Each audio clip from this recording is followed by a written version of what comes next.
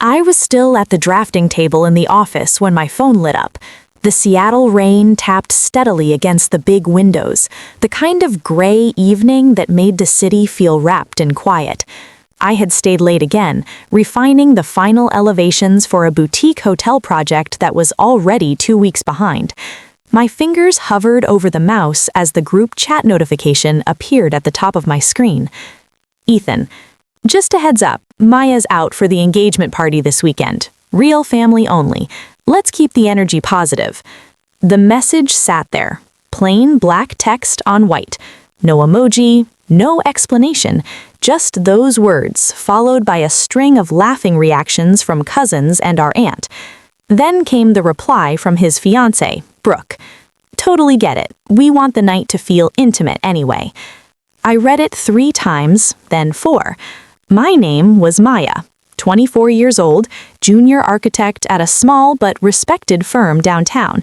The one who had spent the last 3 years quietly designing the loft Ethan and Brooke now lived in for free. The one who had covered his final semester tuition when his startup ideas kept falling apart. The one who wired money for his rent the 2 times his freelance gigs dried up. And now I wasn't real family. The office lights hummed above me. I set my stylus down slowly. Outside, the rain kept falling, steady and indifferent. I opened the banking app on my phone and scrolled through the recent transactions. There it was, the catering deposit I had paid last month because Ethan said they were tight until the wedding gifts started coming in. The custom lighting rig I had spec'd and funded because Brooke wanted something modern and moody. The photographer retainer, the venue security deposit I had co-signed so they could lock in the rooftop space with the view of Puget Sound. All of it had my name attached. All of it had come from my accounts. I sat back in my chair and let the silence settle. This wasn't the first time. After our parents' messy divorce when I was 17, I became the one who showed up with solutions.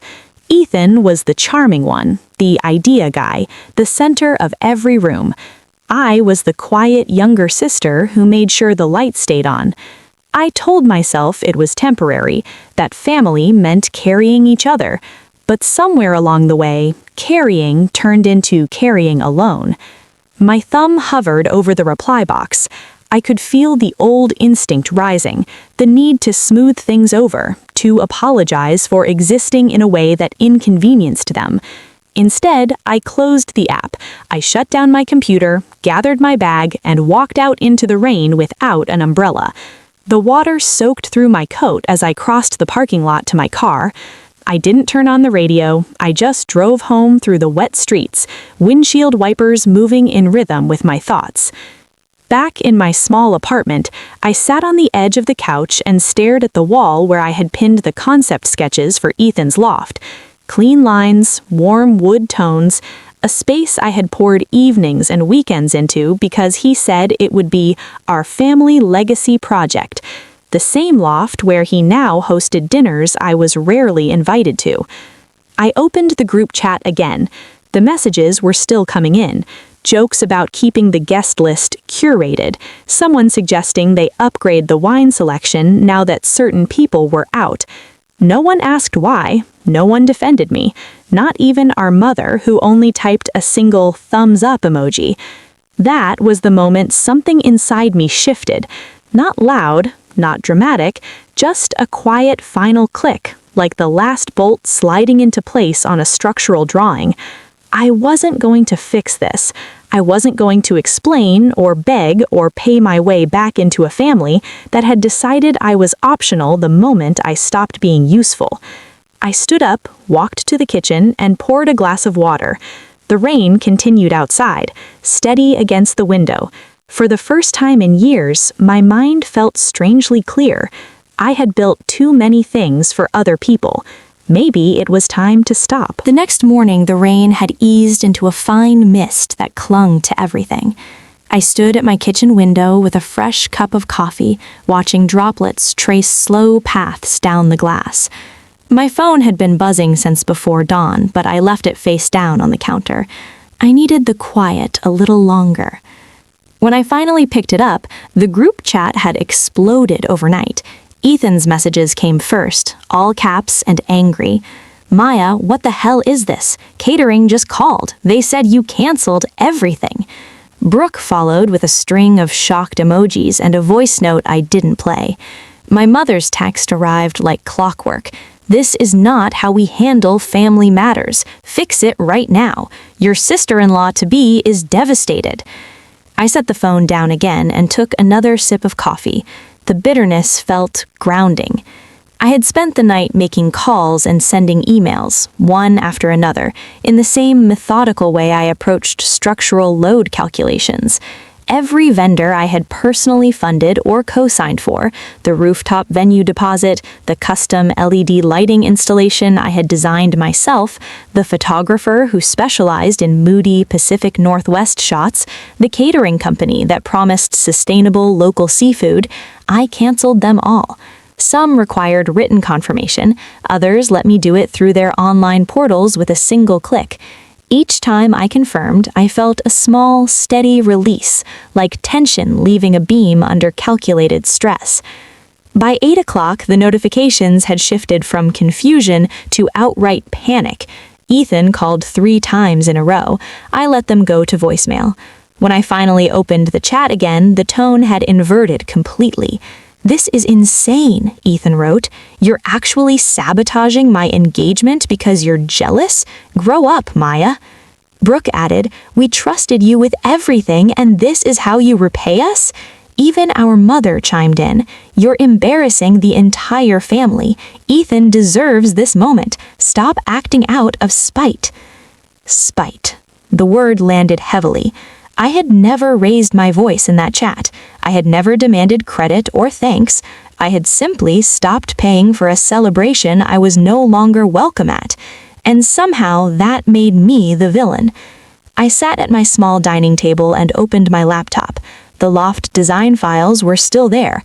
Clean 3D renders, material specifications, lighting schedules I had created late at night, while Ethan sent me photos of parties he hosted without inviting me.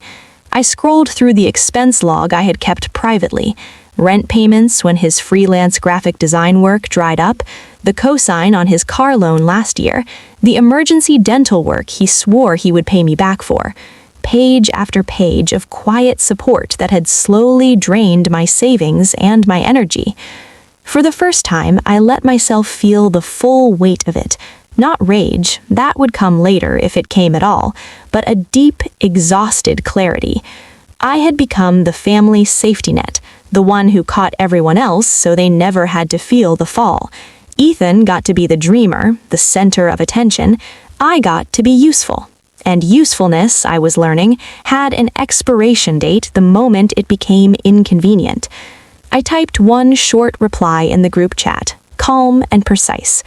I funded those elements because I was asked to. Since I'm no longer considered real family, the financial responsibility ends here, too. Congratulations on your engagement. I hit send and immediately muted the thread. The replies came fast. Accusations, guilt trips, even a cousin saying I was ruining the vibe for everyone. I didn't read them. Instead, I opened a new folder on my desktop and started sketching something for myself. A small studio apartment concept with tall windows, exposed beams, and natural light that didn't depend on anyone else's approval. The mist outside had turned back into steady rain by afternoon. Ethan showed up at my door unannounced, soaked and furious, demanding I reinstate everything and stop being dramatic. I stood in the doorway without letting him inside. He looked smaller than I remembered, his usual charm cracking under real consequences. "You're really going to blow this up over a stupid group chat message?" he said, water dripping from his hair. I met his eyes steadily. It wasn't just the message, it was everything that led to it. The rain had settled into a persistent drizzle by the time I left work the following evening. Seattle's streets glistened under streetlights as I drove toward the storage unit I kept a few blocks from my apartment. I told myself I was only going to clear out old project files, the leftover hard drives and backup drives from the loft renovation I had done for Ethan 2 years ago. but something heavier pulled me there. The unit was small and cold, lit by a single flickering fluorescent bulb. I sat on the concrete floor, surrounded by boxes labeled in my neat handwriting. Most contained architectural drawings and material samples. One box, however, held the external hard drive I had used during the final walkthroughs of Ethan's loft. I had installed a temporary security camera system back then, motion-activated, covering the main living area and entrance, because the building was still under construction and tools kept disappearing. I plugged the drive into my laptop, expecting nothing more than old time-lapse footage of drywall installation.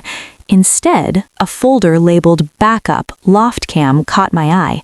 I opened it. Inside were dozens of video files dated over the last 9 months. My stomach tightened as I clicked the most recent one. The timestamp showed a night 3 weeks ago. The camera, which I had forgotten to uninstall after the project ended, had kept recording.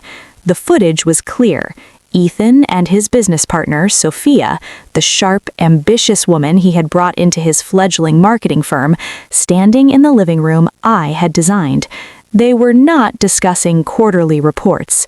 The audio captured everything. Sophia's laugh, low and intimate. Ethan's voice saying things he had never said to Brooke in my presence. Messages popped up on screen as he checked his phone mid-conversation, flirty texts that left no room for interpretation. The affair had been going on for months, right under the roof I had built for him. I sat there for a long time, the laptop's glow the only light in the storage unit. I had never planned to use this. When I first noticed suspicious timestamps months ago, I told myself it wasn't my business. I had buried the folder and tried to forget it existed. But now, after the group chat, after the cancellations, after being told I wasn't real family, the footage felt different. It wasn't revenge I was holding, it was truth. Cold, documented, undeniable. I copied the most damning clips onto a small USB drive, then wiped the rest from my personal laptop. My hands stayed steady the entire time, no shaking, no tears, just the same quiet focus I used when checking load-bearing calculations. I had spent years protecting Ethan from consequences. This time, I was simply refusing to protect him from himself. As I locked the storage unit and stepped back into the drizzle, the weight in my chest felt lighter, not heavier.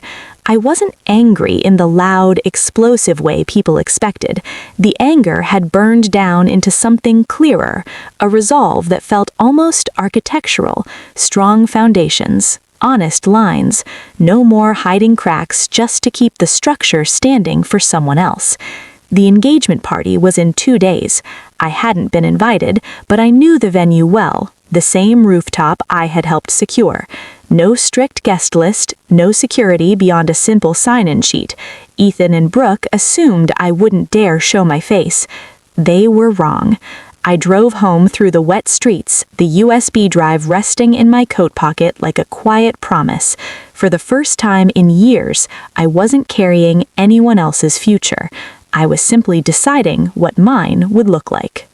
The rooftop glowed softly under strings of warm lights when I arrived at the engagement party.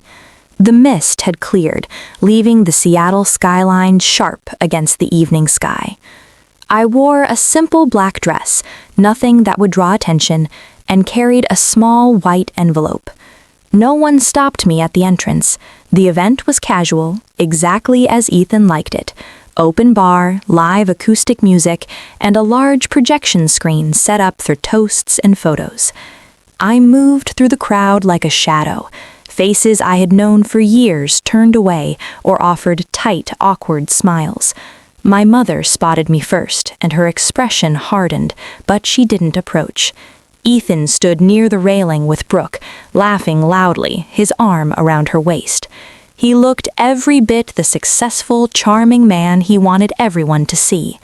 Sophia was there too, standing a little too close when Brooke wasn't watching.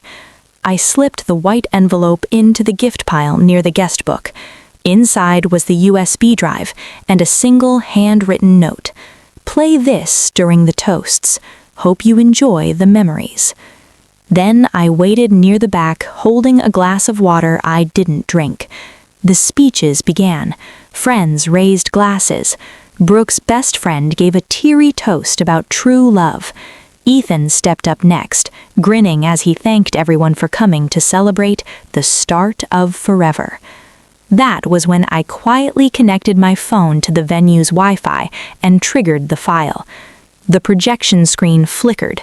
The footage started playing automatically, clear, well-lit, undeniable. Ethan and Sophia in the loft, the intimate conversation, the laughter, the words that made it impossible to misunderstand what was happening. The timestamp proved it had happened repeatedly over the past months. Gasps rippled through the crowd. Someone dropped a glass. Brooke's face drained of color as she stared at the screen. Ethan froze mid-sentence, his smile collapsing. He lunged for the laptop controlling the projector, but it was too late. The audio played perfectly. Sophia's voice saying she couldn't wait until this whole engagement thing was over. Brooke turned to Ethan slowly. "Is this real?" Ethan stammered, reaching for her. "It's not what it looks like. Maya did this. She's trying to ruin us." All eyes shifted to me. I stepped forward through the parting crowd, calm and steady, the same way I walked onto a job site to point out a structural issue. I stopped a few feet from them. No shouting, no tears, just the truth I had carried alone for too long. "You removed me from your life the moment I stopped being useful," I said, my voice carrying across the rooftop. "You took everything I gave, the money, the designs, the years of support, and then decided I wasn't real family, so I stopped protecting you from the truth." Brooke looked at the screen again, then back at Ethan. Her hands trembled as she pulled off her engagement ring and placed it on the nearest table. "I can't do this," she whispered, voice breaking. She walked away toward the exit without looking back. Chaos followed. Ethan shouted at me, face red with rage and embarrassment. "You had no right!" My mother rushed forward, demanding I leave. Sophia slipped toward the edge of the crowd, trying to disappear. Guests whispered, recorded on phones, or simply stared in shock. I didn't argue or defend myself further. I had said what needed saying. As security finally appeared to escort people out, I turned and walked toward the stairs. Ethan tried to follow, still yelling accusations, but Brooke's friends blocked his path. The party that was supposed to celebrate his future had become the night it all unraveled. Outside on the street, the cool night air felt clean. I got into my car and drove away without looking in the rearview mirror. The USB drive had done its job. The truth had finally been released, not out of spite, but because I refused to keep carrying secrets that weren't mine to hold. For the first time in years, the weight on my shoulders felt lighter. The structure I had been propping up for everyone else was no longer my responsibility. The days after the engagement party unfolded like a slow demolition, controlled, inevitable, and final. I didn't check the group chat. I had left it the same night I drove away from the rooftop. My phone stayed mostly silent, except for a few voicemails from unknown numbers that I deleted without listening. The only message I kept was one from Brooke, sent 2 days later. She thanked me for the truth, even though it had broken her heart. She said she was moving out of the loft and wished me well. I replied with a single line, "I'm sorry you had to find out that way." It was honest. Nothing more needed to be said. Ethan tried calling once. His voice on a recording was raw, a mix of fury and something that almost sounded like fear. He accused me of destroying his life, his relationship, and his business reputation. Sophia had already pulled out of their firm, taking several key clients with her. The story had spread quickly through Seattle's tight creative circles. Engagements don't end dramatically on rooftops without people talking. My mother left a longer message. She didn't yell, she used the disappointed tone I had heard since childhood, the one that always made me feel small. "You've embarrassed this family, Maya. We don't do public scenes. You could have handled this privately." I listened once, then deleted it. The irony sat heavy. They had publicly dismissed me in a group chat, but my quiet exposure of the truth was the real crime. I didn't answer any of them. Instead, I threw myself into work with a clarity I hadn't felt in years. The boutique hotel project that had been lagging suddenly came together under my focused revisions. My boss noticed the difference and offered me the lead on a new residential building downtown, a chance to design something entirely mine from the ground up. For the first time, my name would be the one on the drawings without anyone else claiming credit. A month later, I moved into a new apartment I had found on my own. It wasn't large, but the tall windows faced west, catching the afternoon light exactly the way I liked. I spent weekends building simple custom shelves and a reading nook with the same care I had once given Ethan's loft. No one asked me to pay for anything. No one expected me to fix their problems. The space felt like breathing room. Thanksgiving came quietly. I spent it alone at a small cafe near the waterfront, eating roasted vegetables and watching the ferries cut through Elliott Bay. Christmas was even simpler, a single string of lights on my windowsill and a good book. There were moments when the old instinct surfaced, the urge to call, to smooth things over, to prove I was still useful, but each time I let it pass. Being useful had never bought me belonging. It had only delayed the moment I realized I didn't need to earn my place at any table. I heard through a mutual colleague that Ethan's firm was struggling. He had moved back in with our mother temporarily. The charm that once carried him through every crisis no longer seemed to work the same way. I didn't feel triumph or bitterness. Mostly I felt a quiet kind of sadness for the brother I thought I knew, the one from childhood beach trips and late-night talks before everything became transactional. That version of him felt distant now, like a design concept that never made it past the sketch stage. Some nights I still sat with my sketchbook, drawing concepts for a future studio or a small house with clean lines and honest materials. In those moments, the wound underneath it all felt a little less raw. I was learning, slowly, that I was enough without having to be the safety net, that generosity wasn't currency, and that the people who made me feel I had to buy my seat at the table were never offering real belonging in the first place. The family table was empty now, at least for me, but my own table, the one I set for myself, finally had space. Space for quiet mornings with coffee, space for late nights at the drafting board, space for a life that didn't require me to shrink or pay to be seen. And for the first time in a long time, that felt like more than enough.